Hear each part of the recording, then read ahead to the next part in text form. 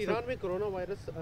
फैलने लगा है, उसमें सूबाई हुकूमत ने भी काफ़ी इनिशिएटिव लिए हैं। तो मज़ीद फर्दर आप क्या करने जा रहे हैं इस कोरोना वायरस की रोकथाम के लिए? मुझे वैसे जी परसों सुबह तकरीबन हफ्ते के दिन तकरीबन सुबह इस चीज़ की इतलात कुछ मीडिया के थ्रू आई थी और वेरिफिकेशन मीडिया के दोस्तों ने करानी चाहिए। फिर इसी तरह बहुत इनिशियल स्टेज था, उस वक्त मेरे ख्याल बहुत सारे लोगों को शायद ईरान के हवाले से इतना पता भी नहीं था,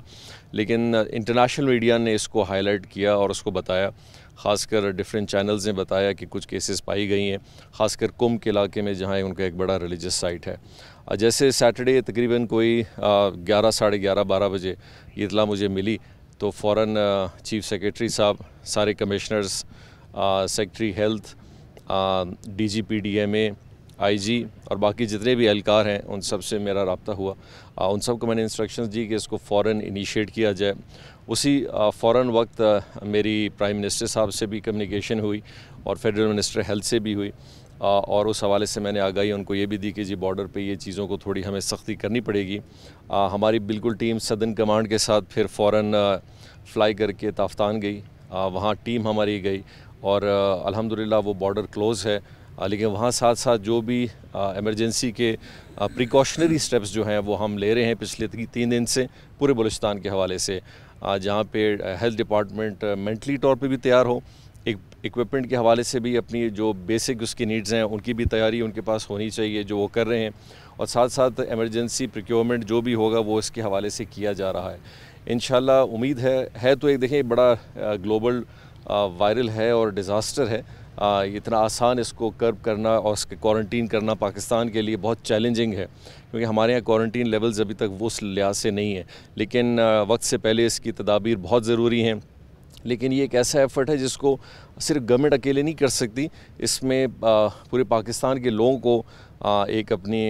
प्रिकॉशनरी मेथड्स उठाने पड़ेंगे, क्योंकि ये ह्यूमन टू ह्यूमन ये एक वायरल है जो फैलता है, और इसके लिए हमें बहुत तदाबीर और बहुत एहतियात की ज़रूरत है,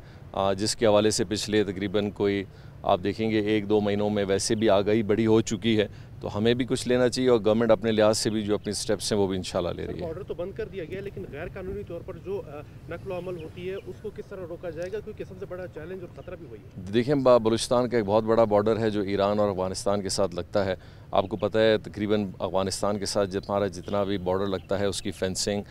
टू एन एक्सटेंट कंप्लीट हुई है, और ईरान के साथ जो है वो इनिशियल स्टेजेस पे है, और चूँकि बलूचिस्तान एक बहुत बड़ा इलाका है उसकी एक्सेस बहुत मुश्किल है,